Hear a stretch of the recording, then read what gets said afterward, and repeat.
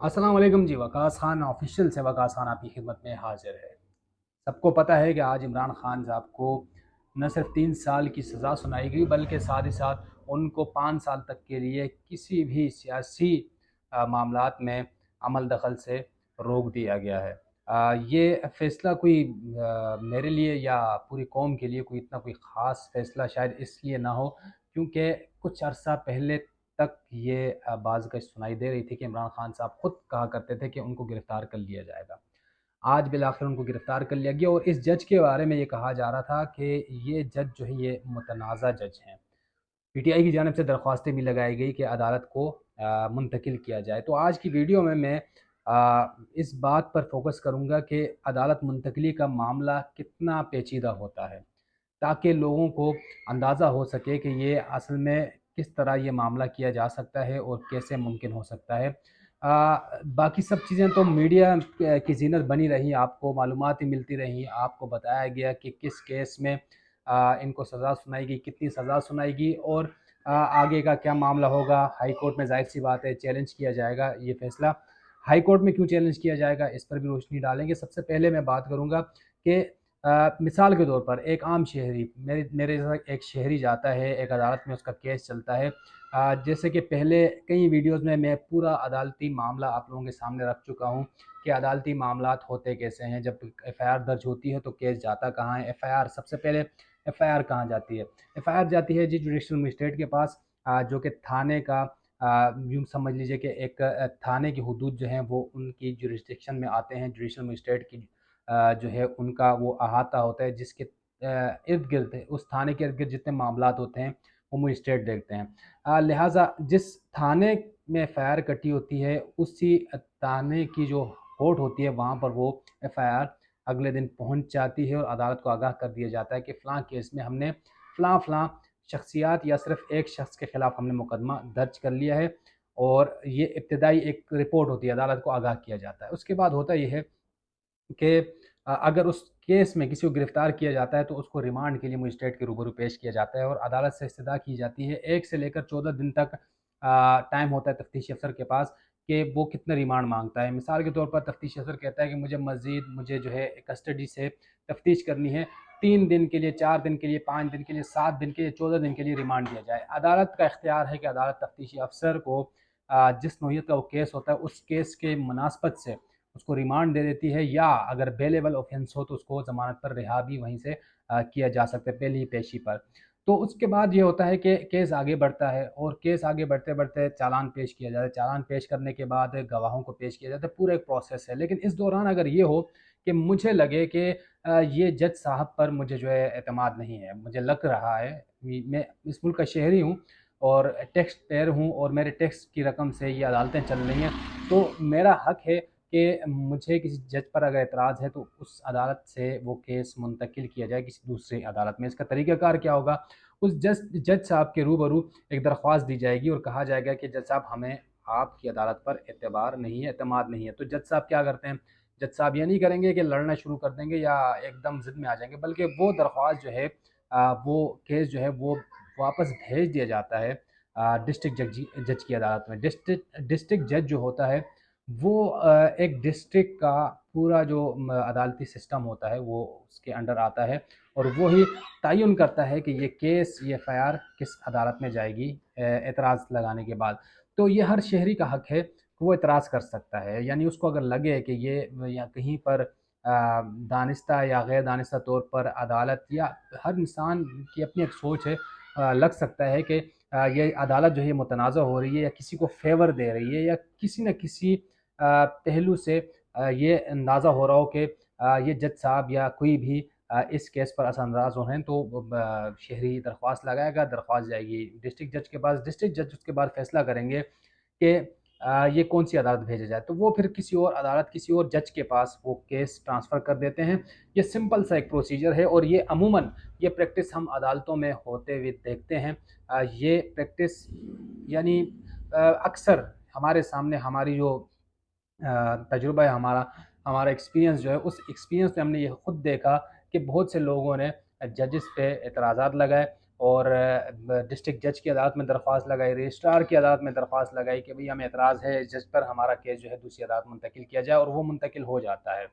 اس میں کوئی یعنی نہ ضد کی بات ہے، نہ لڑائی کی بات ہے، نہ کوئی ایسا کہ میں پرسنل اس کو لے لوں، پرسنل چیز نہیں ہے۔ جج صاحبان عموماً جو سندھ میں نے دیکھا ہے وہ بھی اس چیز کو اگر کوئی اس پر اعتراض لگا لیتے ہیں، جج خود پھر اگر پہلا اعتراض آنے کے بعد ہی جج اس کیس سے پیچھے ہو جاتے ہیں۔ تو یہ ایک پریکٹس ہے جس کو فالو کیا جاتا ہے تمام تر ملک بھر میں، دنیا بھر میں عدالتوں میں، کیونکہ ایک شہری جو ہے یا خاص طور پر جو ملزم ہے اس کو تمام تر مواقع دیے جاتے ہیں، مواقع فراہم کیے جاتے ہیں کہ انصاف کے تمام تقاضے پورے کیے جائیں۔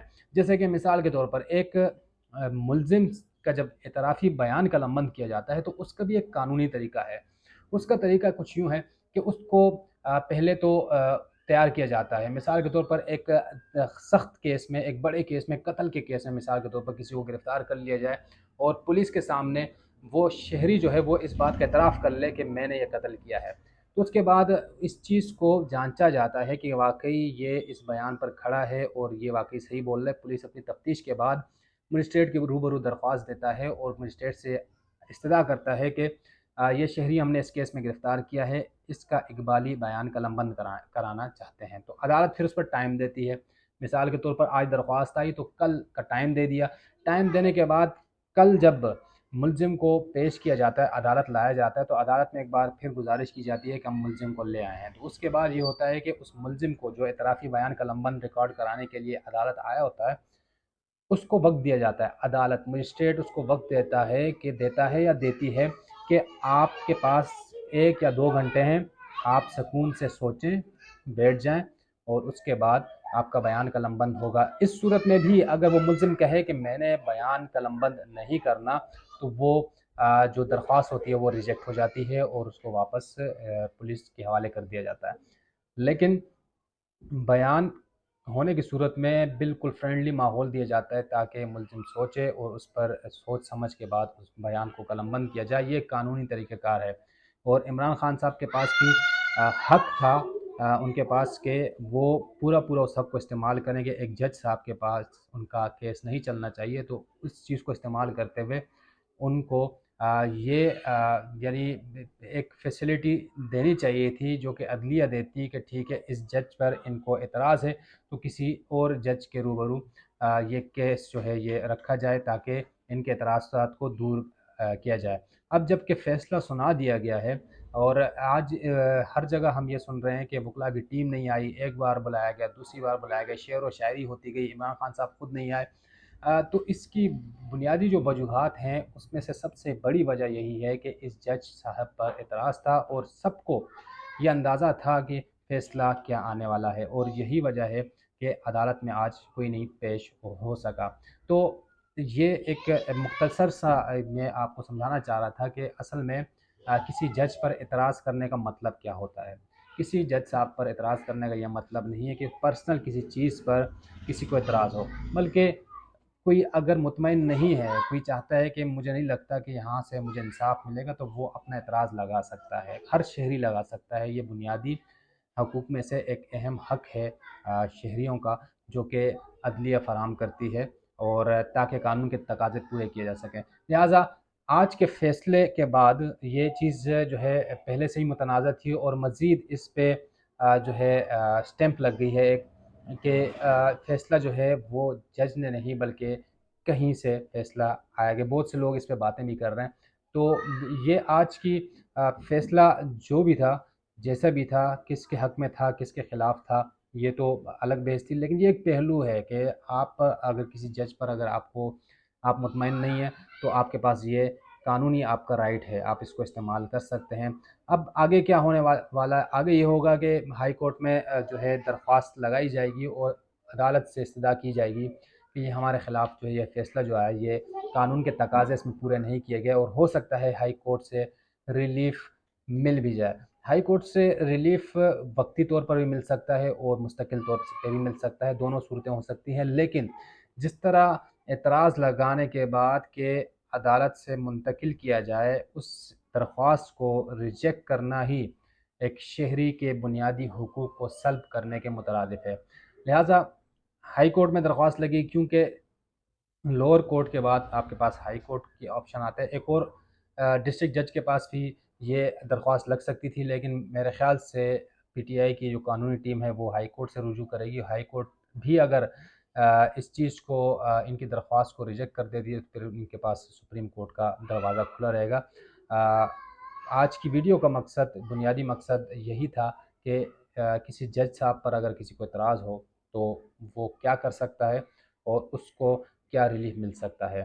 تو ویڈیوز یعنی عمران خان صاحب گرفتار کر لیے گئے، وہ خبریں چلتی رہیں، سب کچھ ہوتا رہا، لیکن یہ ایک ایسا پہلو ہے کہ جس کو لوگ سمجھنا چاہتے ہیں کہ آخر یہ معاملہ کیا ہوتا ہے، کیونکہ اکثر شہری جو اس ملک کے ہیں وہ اس عدالتی سسٹم سے واقف نہیں ہے، کبھی پالا نہیں پڑا.